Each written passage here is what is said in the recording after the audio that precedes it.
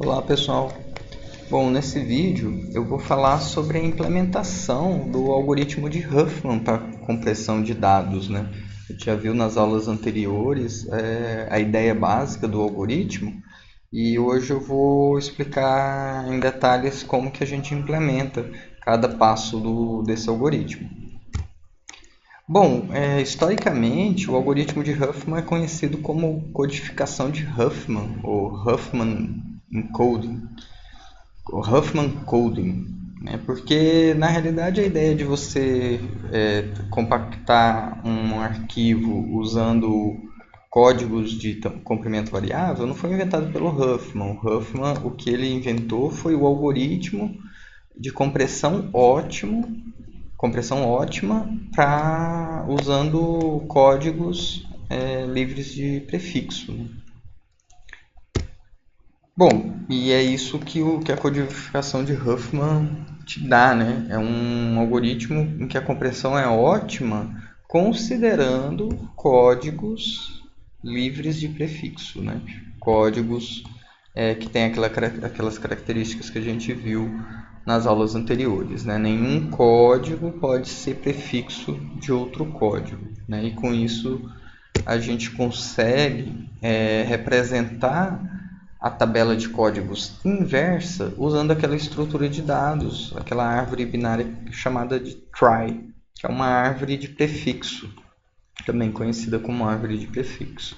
E a trie é muito legal porque ela é muito eficiente para realizar a expansão, né? O algoritmo de expansão, quando você quer descompactar o arquivo, é muito eficiente você usar a trie, né? Essa aqui é a trie para essa mensagem aqui, abracadabra, né?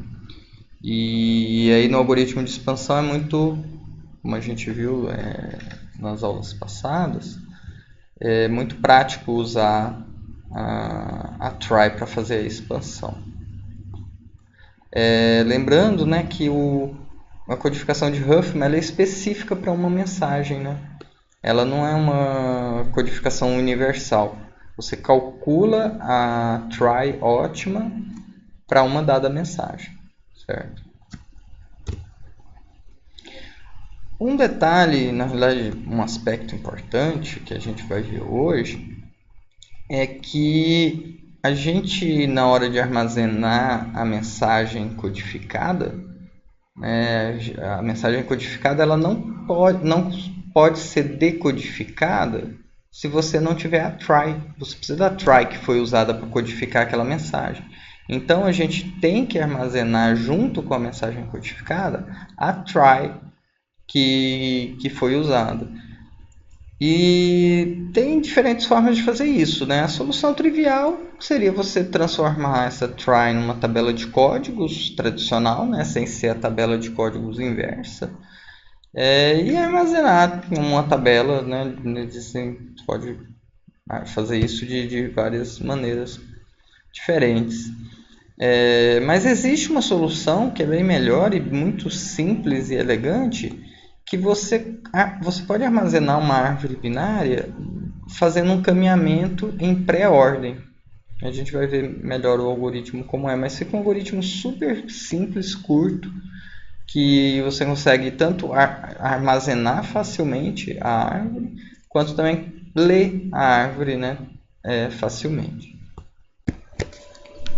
Então aqui eu estou colocando o método da classe Huffman que faz a compressão, certo? Esse método usa outros métodos adicionais para fazer essa compressão, mas vamos dar uma olhada primeiro no método geral, né? Como que ele faz de forma geral a compressão, cada passo, né, que ele necessita.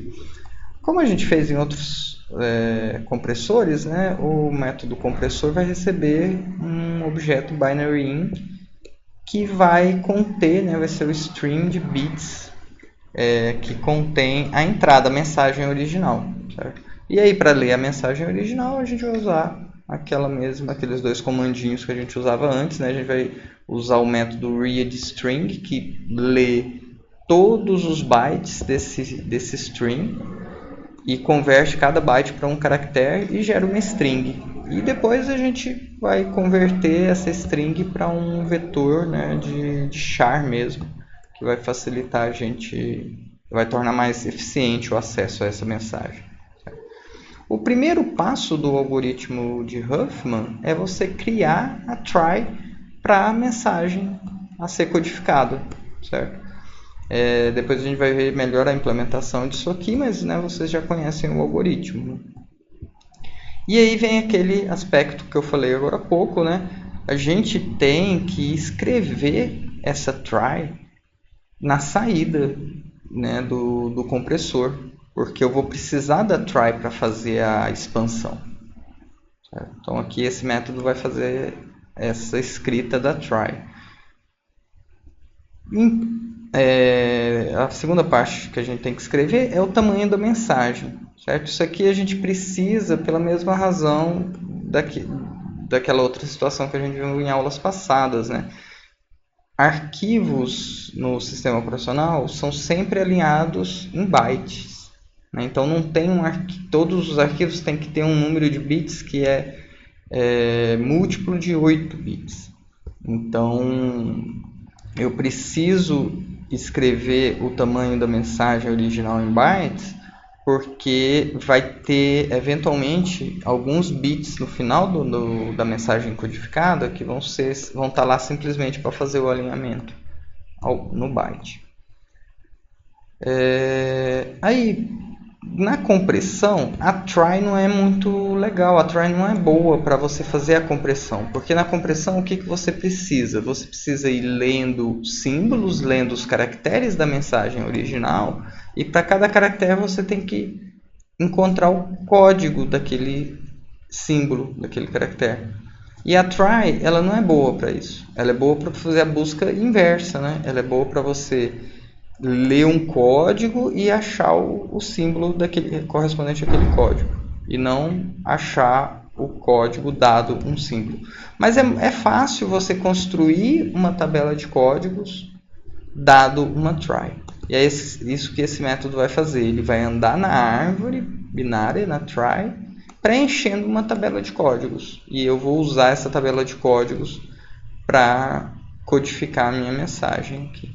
E aí a codificação em si fica muito simples. Uma vez que você tem a tabela de códigos, a codificação é idêntica à codificação que a gente viu naquele algoritmo anterior, né, em que a gente tinha uma tabela de códigos dado, né? É simplesmente eu pegar cada caractere da mensagem, cada símbolo, e escrever o código desse símbolo. Aí eu tenho a tabela de códigos, que é indexada pelos símbolos, pelos caracteres, né? Então, para cada caractere eu pego o símbolo associado àquele caractere e escrevo ele. E esse método escreve código é aquele que vocês já conhecem, que ele pega a string que contém o código ali, né, usando os caracteres 0 e 1, e converte para binário mesmo, escreve os bits 0 e 1 correspondentes, certo? E por fim, né, sempre tem que lembrar de fechar a saída padrão para fazer o alinhamento dos 8 bits.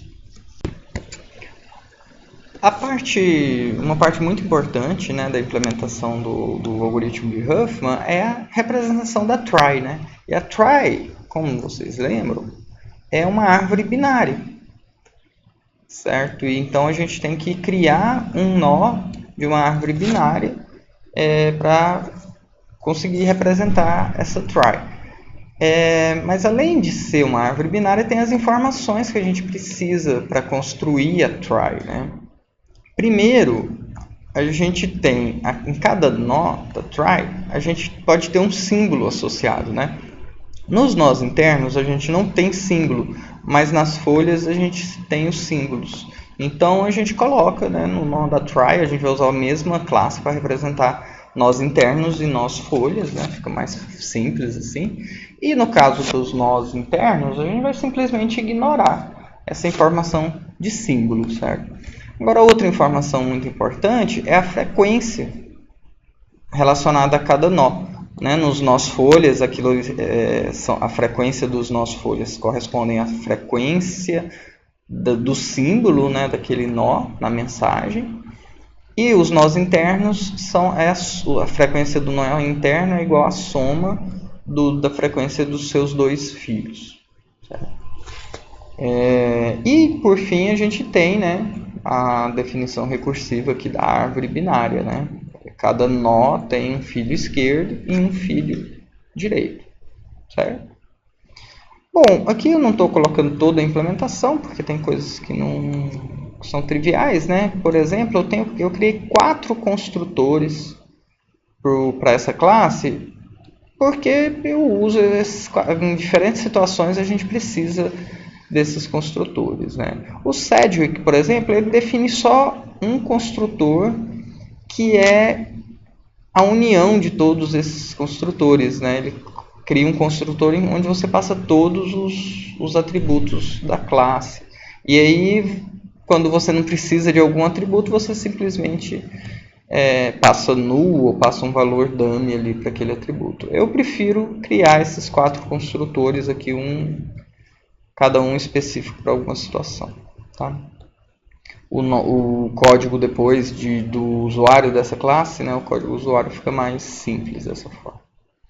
Tem um método auxiliar aqui que retorna se esse nó é folha, porque a gente não marca explicitamente se um nó é folha, a gente simplesmente, né, basta testar se o filho esquerdo e o filho direito são nulos, né?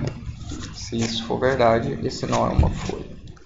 E por fim, tem uma parte importante aqui da implementação, que é essa interface que essa classe está implementando. Eu estou implementando aqui a interface comparable.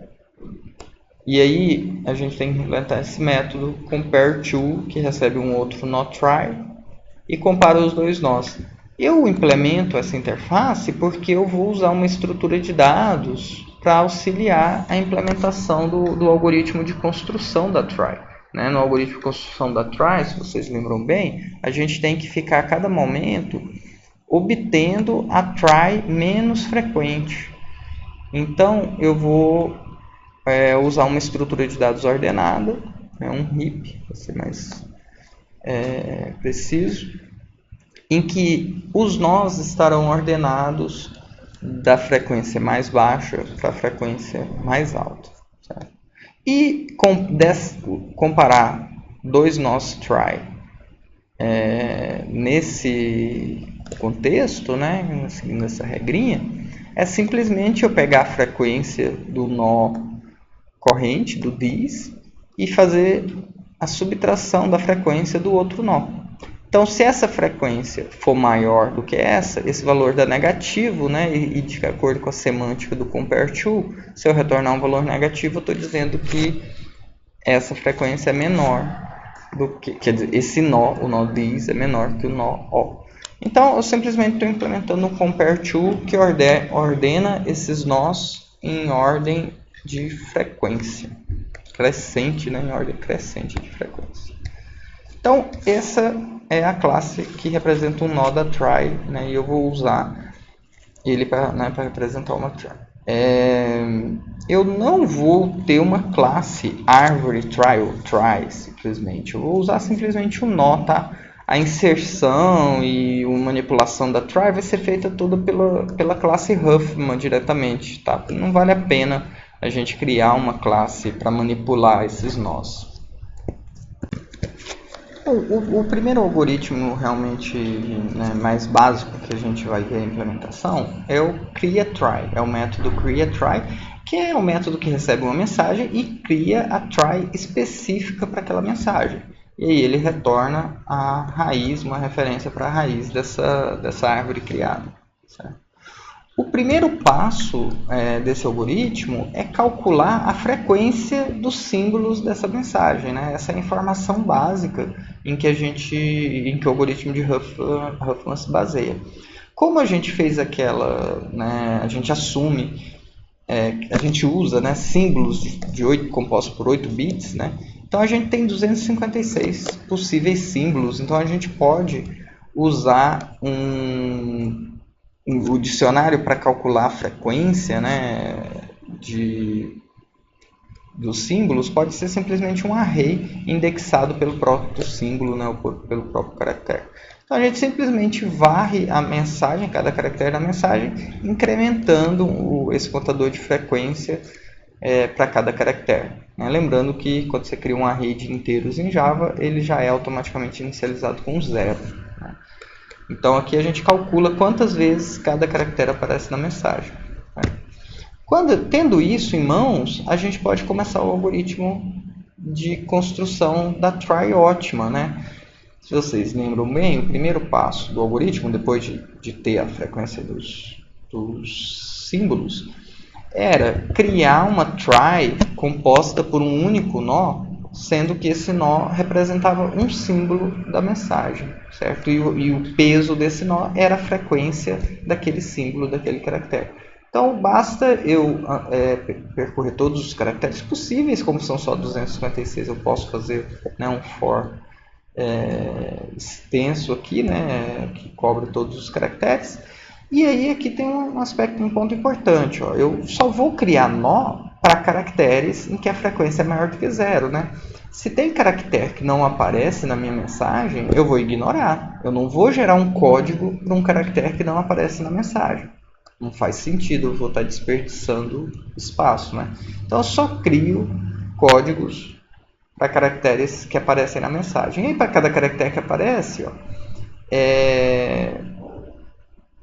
e aqui, antes disso, né, o que eu estou criando aqui, ó, é uma priority queue, né, uma lista de prioridades. É um heap, né? É um heap de nós. Né? Se vocês lembram de heap, vocês aprenderam isso em AlgebProg 2, né? O heap, ou uma lista de prioridades, é aquela estrutura que a principal operação que ela te dá é a remoção do item com maior prioridade. A priority queue do Java retorna os nós em ordem crescente de prioridade, ou seja, eu consigo eficientemente encontrar e remover o nó com menor frequência. E é por isso que eu uso essa estrutura de dados. Então, o que eu faço é simplesmente, para cada caractere que aparece na mensagem, eu adiciono um novo nó com aquele símbolo, com aquele caractere e com a frequência que eu calculei anteriormente como peso. E aí, esse algoritmo aqui de construir a fila de prioridade, ele é bem eficiente. Né? Ele vai ser n log n o custo de construção dele, onde n é o número de símbolos. Né? Bom, e aí o algoritmo, a parte mais grossa do algoritmo é o que? É a gente repetir esses 3 passos aqui enquanto ou até eu ter uma única try no meu conjunto de tries.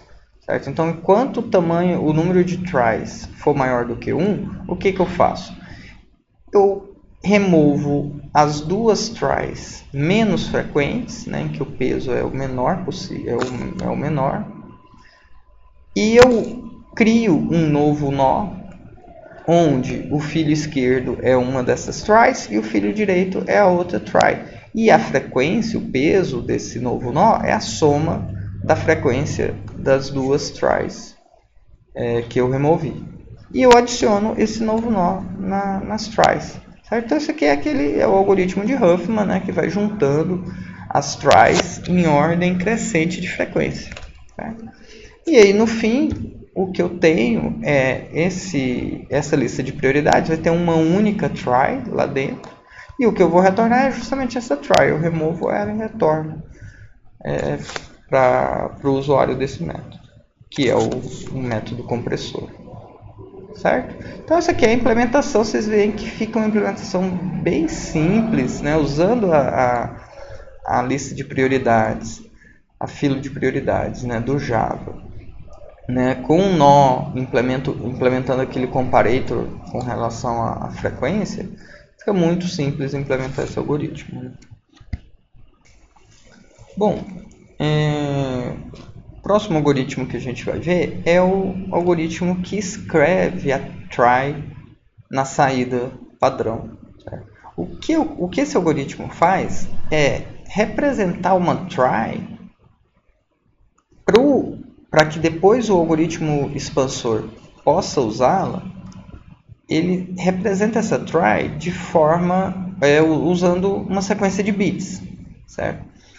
Um aspecto que a gente tem que levar em consideração é que nem todas as informações que a gente usa para construir uma try são usadas na expansão, certo? Então, na compressão, eu preciso, por exemplo, das frequências, né, dos nós. Quando eu vou fazer a expansão, eu não preciso dessa frequência. Eu só preciso do código, só da codificação. E a codificação é dada pela try em si, só pela árvore binária. Eu não preciso dos pesos.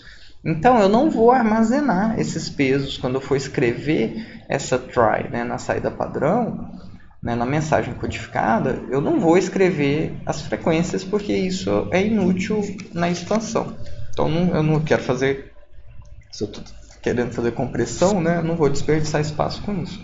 Então, eu só preciso armazenar a estrutura da árvore, né, quem é filho de quem, e os caracteres, né, os símbolos, né, que símbolo está em cada folha. Certo? É isso que eu preciso armazenar.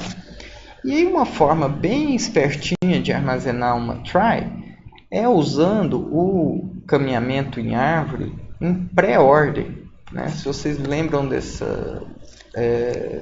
dos algoritmos de caminhamento em árvore, o algoritmo em pré-ordem, o que a gente faz, né, a gente visita todos os nós da árvore de uma forma recursiva. E aí o pré-ordem significa que a gente visita, toda vez que a gente chega num nó, a gente visita primeiro esse nó, que é a raiz de uma subárvore, né? Então a gente primeiro visita a raiz, depois a gente visita a subárvore esquerda, depois a gente visita a subárvore direita. E a gente faz isso recursivamente, certo? E aí a ideia do algoritmo é o seguinte: para cada nó interno que eu visito, a única coisa que eu faço é escrever um bit 0 na saída. Só para marcar que aqui eu tenho um nó interno. E quando eu encontrar um nó folha, eu escrevo um bit 1. E só com isso eu consigo representar uma estrutura de uma árvore binária. Se eu, para cada nó interno, escrevo 0 e para cada nó folha escrevo 1, depois, para eu ler essa árvore, é muito fácil, né? Toda vez que eu ler um 0, eu sei que tem um nó interno e na sequência vai vir uma subárvore esquerda e depois vai vir a subárvore direita. Mas eu preciso armazenar também os caracteres nos nós folha, né? Eu preciso armazenar os símbolos. Mas isso é muito simples, porque sempre que eu chego numa folha, eu escrevo o bit 1, né? Então, uma vez que eu escrevi o bit 1, o que eu faço agora é, imediatamente depois de escrever o bit 1, eu escrevo 8 bits com o caractere daquela folha. Só isso. Só isso que eu preciso fazer. Certo? E aí, na hora de ler, é só eu seguir essa mesma regrinha que eu consigo recuperar a minha árvore. Então, vamos ver aqui a implementação do algoritmo, né? Então, é um algoritmo recursivo que ele recebe um nó, que pode ser um nó qualquer, né? No início, isso aqui vai ser a raiz. E o que ele faz, se o nó não é folha, ele vai entrar nesse else, e o que eu faço é, escreve na saída padrão um bit 0, falso, né? O write. Boolean, né? Se você passar falso, ele escreve o bit 0. Então, escreve um bit 0. Na sequência, escreve a subárvore esquerda de forma recursiva e a subárvore direita também de forma recursiva. Certo? Então, para todo nó interno, eu vou só escrever o 0 e aí seguir para a subárvore esquerda e depois para a subárvore direita. Ok? E quando eu chegar em um nó folha, o que eu faço é escrevo um bit 1 para indicar que aquilo ali é um nó folha. E na sequência escrevo o símbolo, né? Isso aqui é um char, né? E o write do binary out, o write que recebe um char, o que ele faz é escrever os 8 bits menos significativos desse char, que é o símbolo daquele nó, certo? Então, veja que é um algoritmo bem simples. Depois vocês vão ver que para ler isso aqui é mais simples ainda. Bom, como a gente viu um pouco atrás, a try ela é muito boa para expansão, né? Ela, na realidade, ela é muito boa para compressão, no sentido de que os códigos da try ótima são muito bons. Mas para fazer a compressão em si, para eu codificar a mensagem de entrada, a try não é boa, ela não é eficiente. Mas aí a gente consegue facilmente, a partir de uma try, criar uma tabela de códigos, né? O que a gente quer é uma tabela em que para cada caractere a gente tenha uma string correspondente ao código binário, né? É uma string em que a gente representa cada bit como o caractere 0 ou 1. E aí, para fazer isso, a gente vai implementar um algoritmo recursivo, que eu chamei de cria tabela de códigos. Esse aqui é o método público, né, desse algoritmo recursivo. E, como sempre, ele vai ter um método privado que recebe mais parâmetros aqui, em que vai ser realmente o método recursivo, né? Esse aqui não é realmente recursivo. Esse método vai chamar o outro método para continuar o trabalho. Eu não vou dar a implementação desse método para vocês, eu quero que vocês façam como exercício. Eu vou aqui explicar a ideia do algoritmo e eu quero que vocês implementem, tá? Acho que é um bom exercício para vocês praticarem a manipulação de uma try. Então, esse método, o que ele vai fazer é caminhar nessa árvore, né? Percorrer todos os nós dessa árvore, e aí quando você chega num nó folha, é ali que está um símbolo, né? E aí o que você quer é determinar qual é o código desse símbolo. Então, olhando para qualquer folha aqui, vamos olhar para essa folha R aqui, que é o símbolo R, qual é o código desse símbolo? Olhando para a árvore, o código desse símbolo é a concatenação dos rótulos do caminho, né? Dos rótulos que estão nas arestas da raiz da árvore até esse símbolo, até o nó folha correspondente a esse símbolo. Então, o código do R é o quê? É 1, 0, 1. Né?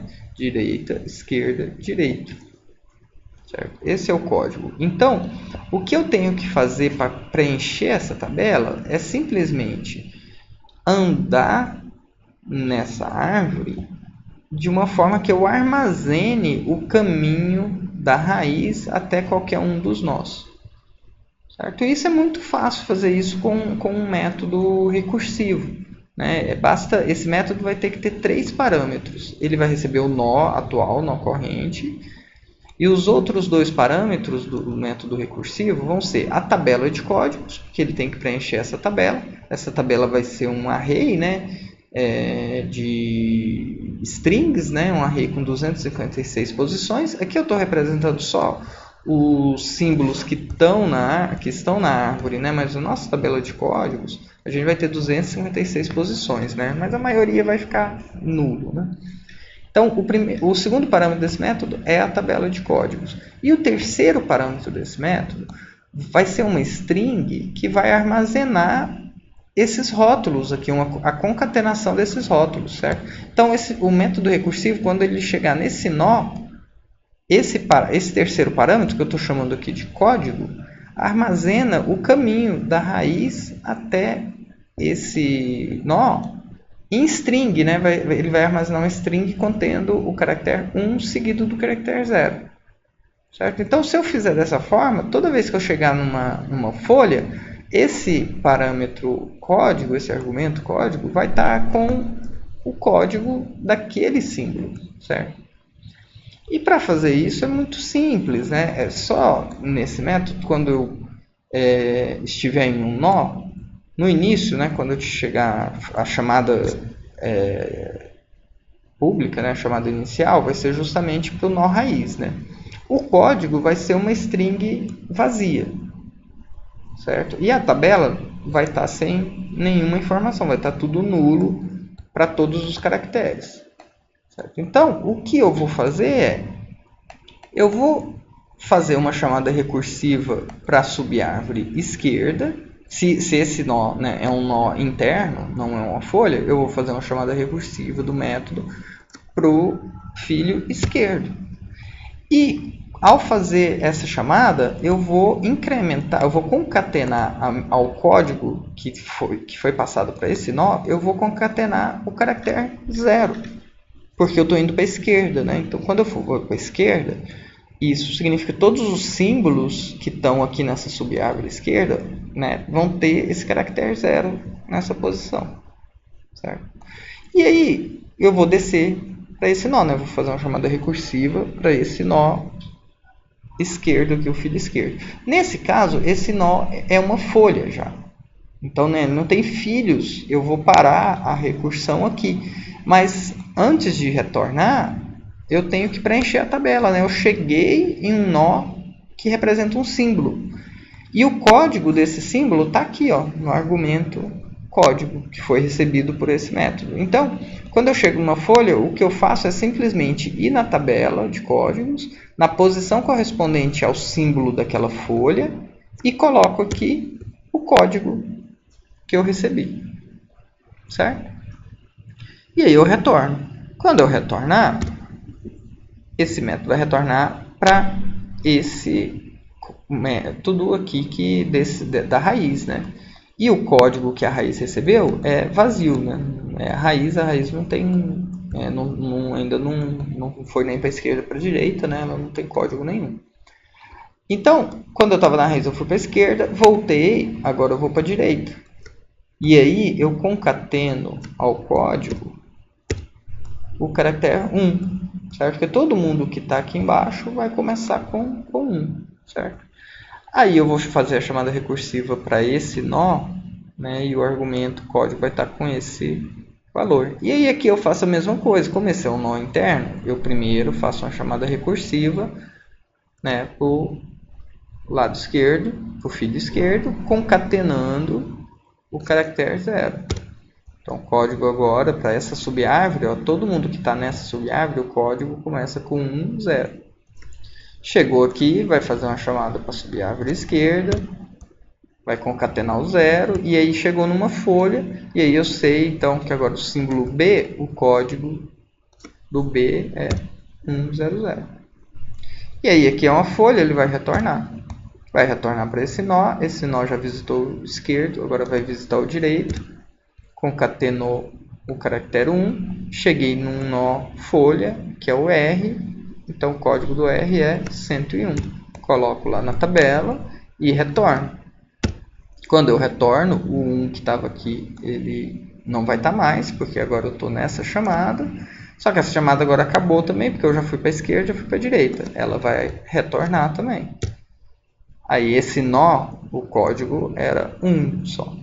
E acabei de terminar a execução recursiva para subárvore esquerda, agora ele vai fazer para subárvore direita, vai acrescentar, né, antes de fazer a chamada, ele acrescenta ao código o caractere 1, aí chegou nesse nó, ele vai para o lado esquerdo, coloca o 0 lá, chegou no D, tem aqui o código do D, vai ser 1, 0, 0. Volto para cá, desço para a direita agora, cheguei aqui, desço para a esquerda, encontrei agora o código do C, coloco lá na tabela o código do símbolo C, volto para cá, desço para a direita, encontrei o código da exclamação e acabou.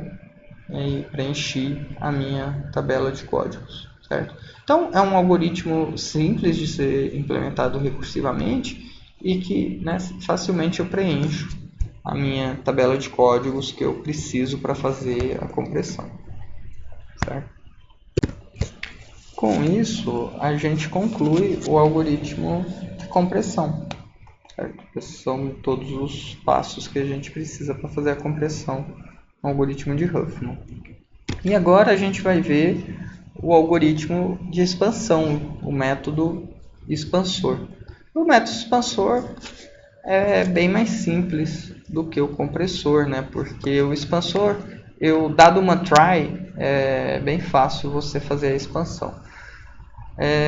Então, o método expansor, né, de novo, recebe um objeto binary in que contém a entrada, né? No caso, agora essa entrada é a mensagem codificada. A gente tem que lembrar que no início dessa mensagem, o que tem lá é uma representação da try, né, em binário, seguindo aquele algoritmo que a gente acabou de ver. Então, esse método letry vai ler aquela sequência de bits criadas pelo método screvTry e vai retornar a try, né, que foi usada na compressão. Logo depois da try, vem o número de símbolos na mensagem original. Certo? A gente tem que ler esse número de símbolos e aí a gente entra no for que vai executar justamente n vezes, né? Uma execução para cada símbolo. E aí para cada execução a gente segue o algoritmo de expansão de Huffman, né? Que é um algoritmo que você tem que caminhar na árvore de prefixo, né, na try, de acordo com os bits da mensagem codificada, né? Então, o que a gente faz é, para cada símbolo, a gente começa na raiz da try, certo? Então, a gente está sempre aqui. E aí a gente vai lendo bit a bit, né? Então, a gente usa o método readBoolean do in. E se você ler um bit 1, que é o readBoolean retorna true, você vai para a direita. Se você ler um bit 0, você vai para a esquerda. Certo? Então, para essa try aqui, se o primeiro bit é 0, ele vai entrar aqui, vai pegar o nó à esquerda, que no caso é esse nó A, e aí eu vou andando nisso aqui até chegar numa folha, né? Então eu faço esse while, esse do while, enquanto o nó não é uma folha. Então, se o primeiro bit é 0, ele vai vir para o A e já vai dar falso aqui e ele vai sair. E aí, quando você sai desse while, você vai estar numa folha e é aquele símbolo que você tem que escrever na sua saída. E aí eu uso o método write, passando aqui o char correspondente àquele nó. E é isso. Esse vai ser o primeiro símbolo. Eu volto, se eu tiver mais símbolos para ler, né, eu volto para cá, começo de novo, volto para o início da try e começo a ler os bits. Então, por exemplo, suponha que agora vai vir o bit 1, vou para a direita. Agora vem o bit 0, vou para a esquerda. Bit 1, vou para a direita. Cheguei numa folha, escrevo o R. Aí volto e vou andando na árvore novamente, escrevendo cada um dos símbolos. E é isso. E quando eu acabar de ler os N símbolos, eu posso parar, né? Lembrando que em alguns casos eu vou parar antes de ler todos os bits que estão na entrada no stream in, por causa daquele alinhamento por byte, né? Então às vezes vai sobrar alguns bits ali que é lixo mesmo, vai estar 0, lá vai ser tudo 0. Mas são bits que não representam nada da mensagem original. Então ali só para alinhar os bits. E é isso. Esse é o algoritmo de expansão. Certo? Falta agora só a gente ver como que a gente lê a try, né? Seguindo aquela estratégia que a gente usou para escrever a try. Bom, como eu disse lá quando a gente viu o screvTry, o letry é ainda mais simples do que o screvTry. Lembra que a try que está na mensagem codificada, ela não tem as frequências dos nós, porque a gente não precisa. Então só tem lá os nós, a estrutura dos nós e os símbolos dos nós folha. E aí, lembrando, bom, a letry recebe, né, o stream de bits e retorna o nó raiz da try. Essa implementação ela é uma implementação recursiva. certo? Como sempre, né, quando a gente vai implementar um algoritmo em árvore, a implementação recursiva, em geral, é a mais simples. Então, eu simplesmente tenho que ler um bit do in e ver se é 1 ou 0. Se for 1, o que significa? Que é um nó, que eu tenho um nó folha ali, um nó que tem um símbolo associado. E o símbolo daquele nó está imediatamente depois desse bit 1. Então eu leio um bit 1, se for 1, eu leio 8 bits. E isso vai ser o meu símbolo, e eu crio um nó, esse vai ser um nó folha que não vai ter filhos, então eu estou passando aqui só o símbolo, né? Esse construtor aqui cria um nó folha para esse símbolo. E eu retorno esse nó, certo? Esse é o nó folha. Se eu leio um bit 0, significa que aquele bit representa um nó interno. E aí eu tenho que ler imediatamente depois desse bit 0, eu tenho que ler a subárvore esquerda e depois ler a subárvore direita. Aqui essa chamada está escondendo algumas coisas, né? Você tem que lembrar que eu estou chamando aqui um método construtor e estou passando como argumento para esse método a chamada de 2 métodos. Então, na realidade, antes dele construir esse nó, ele vai chamar esse método. Depois que esse método terminar, ele vai chamar esse método. Depois que esse método terminar, ele vai pegar os 2 nós que foram retornados por esses métodos e chamar o construtor, né, esse método construtor, passando esses nós que foram retornados, certo? Então, quando eu leio um bit 0, eu chamo o letry recursivamente 2 vezes, porque vai ter uma subárvore esquerda e uma subárvore direita naquela sequência de bits, certo? E né, é um algoritmo super simples, mas não é claro para todo mundo assim de cara que ele funciona. Ele é muito elegante, mas você precisa estudar ele um pouco, executar ele passo a passo para um caso concreto, para você entender ele. Tá? Eu vou deixar isso, eu não vou fazer isso aqui nesse vídeo, vou deixar isso para vocês fazerem como exercício. Tá? Executar esse método para um caso, tanto escreve try quanto lê try, e ver que ele funciona, e se convencer, entender de por que ele funciona. Tá? Bom, é isso então, pessoal. Essa é a implementação do algoritmo de Huffman. E agora eu gostaria que vocês fizessem um exercício, né, de implementar aquela leitura, a criação da tabela de códigos. Ok? Obrigado.